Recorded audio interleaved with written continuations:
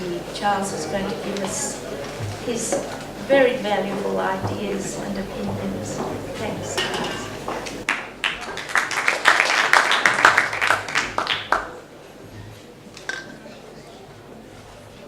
Well, good afternoon. I am one of the guilty ones who buy books from Amazon. But I think I've been thoroughly chastened, so I'll start looking at Africa World books now. Well, it's a pleasure to come to this launch of the website and just to meet also authors and readers. Elizabeth asked me if I would talk about the importance of reading and writing, partly because my job has to do with reading and writing, but partly because I'm also interested in writing about Africa and Africans, and probably that's where I'll start from. Most of you are aware of the United Nations and the various organs of the United Nations, especially UNESCO. UNESCO is a body which is concerned with education, culture, science, and one of the big projects that UNESCO was involved in the early 70s was to rewrite the history of Africa. And many times I've asked our students who come to VU whether at all they have read any of those volumes by UNESCO. And the commonest answer is no, we are not aware of them. And that's a bit sad. Now, UNESCO embarked on that project because a lot has been written about Africa and Africans, and a lot of that is false, if not deliberately misrepresented. So UNESCO organized scholars across the world, those that were experts in African history, anthropology, archaeology, etc. And they came up with a set of 8 volumes of the general history of Africa. In those volumes, the history of Africa has been retold, and a lot of the history that people have read about Africa, and a lot of information that people get through the media has been exposed that it is not. The reasons that makes them socially, economically disadvantaged is that they think they cannot do anything about themselves. Most of them have resigned to a fatalistic attitude. Oh, we Africans can't do anything. Oh, it's our fate to fight one another and kill each other.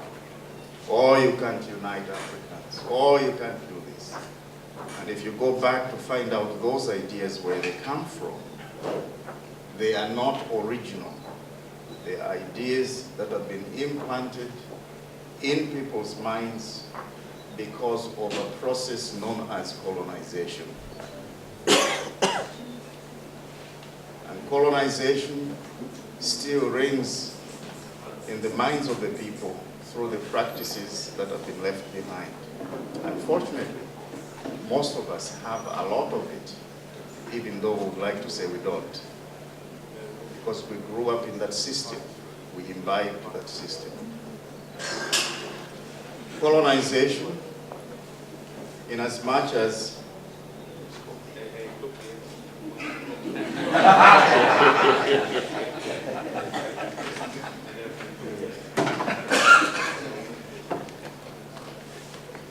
colonization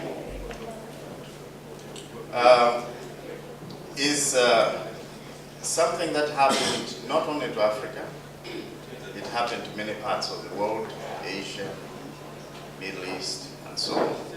But I'm talking about Africa. Colonization was something that affected Africa very seriously, very significantly. it was the big colonizing nations of Europe who met after bickering among themselves in the early 1880s, to be exact, 1884, 1885. They decided that, oh, let's not fight among ourselves. Let's go and meet in Berlin and decide on how we can slash up that piece of land known as Africa, divided peacefully among ourselves. Now, they did not invite any of us, but they went in Berlin, laid across the table the map, and took pencils and pens and drew lines across here. This one you take that, this one you take that, this one you take that, and so on. That history you know very well enough. But what brought that practice, or rather what that practice brought, was a system of division. So because this line is drawn across here, you who are on this side are different from those that are on this side. And you very well know what happened in Rwanda. You are Hutu, you are Tutsi. And it still goes on in the Congo today. You're different, this way, you're that way. And so a lot of the conflicts that we have today in Africa have to do with what colonization in part brought along. Further to that, colonization found practice. Now, it wasn't dark to the Africans. It was dark to those that did not know Africa. But it was labeled a dark continent because they didn't know what was in Africa. Traded with Africans along the coast of Africa. They did not go in, that's why it remained dark. And within that dark continent, there was a lot that was happening. I have a small book in my Kindle. Unfortunately, this is Amazon. Known as, if you want, it relates the various achievements and practices that Africans had from earliest times to about 1700s, when colonization began to affect them. It is also commonly said that Africans didn't have education, they were poor, they were down, they were this and that. And most of us have accepted that, oh yes, we were the poor ones and down ones, and we never had education. So, oh, who are we? We can't do anything. Now that kills confidence of a lot of people. But history has it. Read UNESCO's 8 volumes. Read some of these books which you can readily find on Amazon, and you will discover that Africans had education, and very good education too. Africans did write, and those records still exist today. In West Africa, families still hold on to some of their own writings. Africans had scripts. At least I know of 4 scripts which Africans had well before colonization. It's one of them, and several others. So Africans did write. They had their own script. The British didn't have a script. They got it from the Romans who colonized them. But we had our own script. But the British brought it along, the French brought it along. It was a script which they got from the other colonizer. So there are a lot of things which you would find out in history that they've been falsified or misrepresented. And UNESCO, now this is not Charles, this is UNESCO, had a project to correct all those things. And those books are available. You can actually download them free of charge if you want PDF versions. But you can also buy the volumes, abridged or full versions and abridged versions. So history has been retold but we need to know it. Hence, I've come here to encourage you to read it, because without that you don't know yourselves, and you believe things that you shouldn't believe about yourselves. Further to that, we find ourselves in Australia today, and we've made our home. And some of you have a double-minded kind of existence. I'm in Australia, I'll go back to Africa, I'll live here. It's a double-minded. Be settled, you are here, it's home. Australia is home. And you're raising up children here in Australia who probably may not go back to South Sudan. They are happy to be Australians. But I believe they would want to know their background. Don't you want to keep a record of who you are? You would want to write your history. You would want to preserve your stories. I know one thing rich in Africa is storytelling. Storytelling is like drinking water. It's part of the commonest thing. Those kinds of practices, as you live in a different context, which now you take for granted, may be lost. Slowly but surely they'll be lost. You want to keep a record of that. You want to keep them alive. So writing is not only to make money out of, but it also to keep a memory. Every important civilization has kept some memory of themselves. So what you read about the Romans, they select what is good to represent and the world to read thereafter. Not everything was glorious, as probably some would like us to believe. Not everything was glorious. But memory is selective. You select what is the best, and you keep it and you pass it on. And we would believe that you guys also have some good memories of what Africans in Sudan were, or South Sudan have been over several years, and you'd want to pass on that memory. And you can keep it well, not only by telling them by word of mouth, but also by writing it. So I believe we need people like Mike, my colleague is here, who can team up with you and you write books and so forth for children and others for adults. And today, with technology, it's not only paper and pen. You can preserve a lot of memory digitally. So you can write books, pen and paper. You can preserve a lot of things with the digital technology.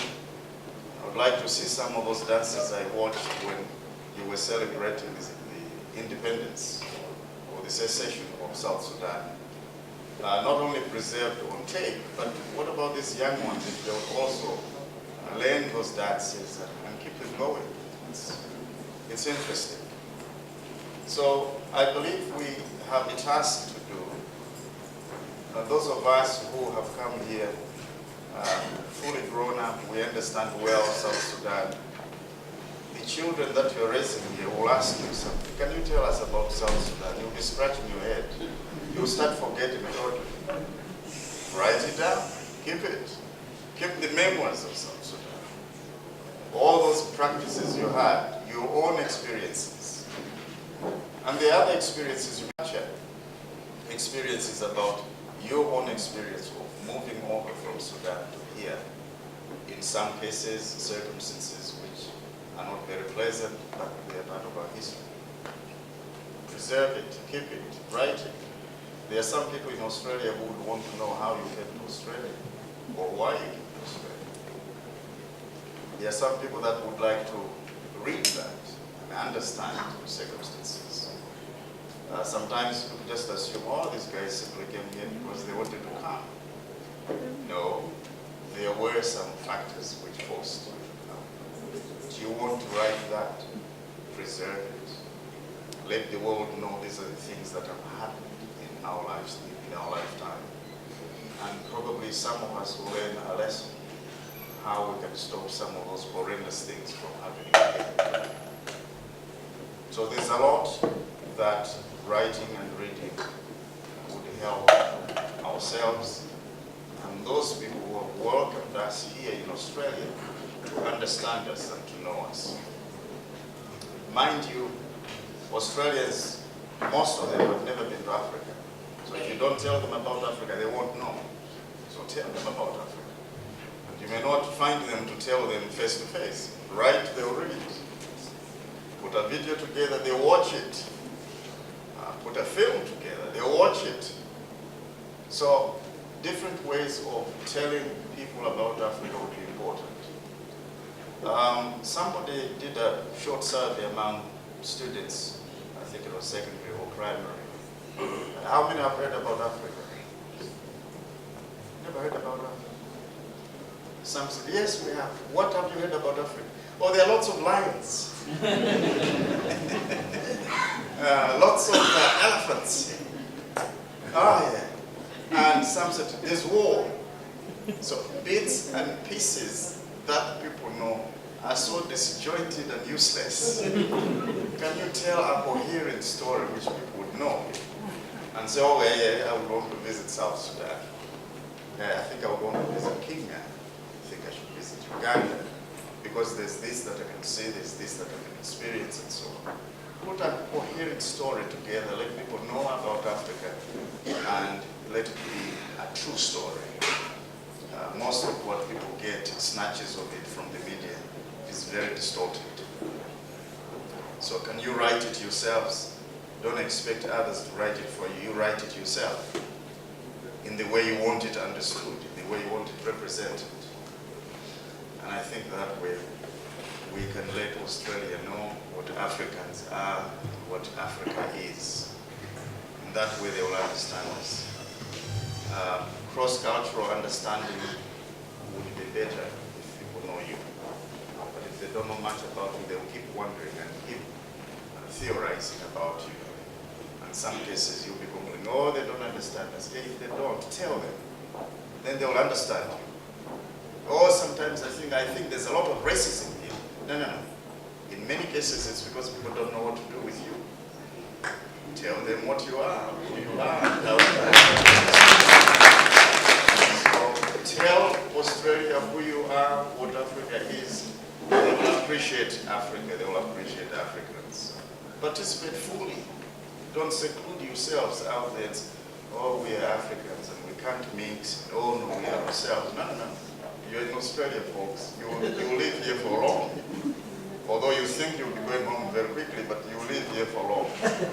And your children would love to live here. So settle down, tell your story, get to know Australia and Australians, and let Australians know us and Africa as well. So we call ourselves African Australians. Let us be African Australians. I rest my case here.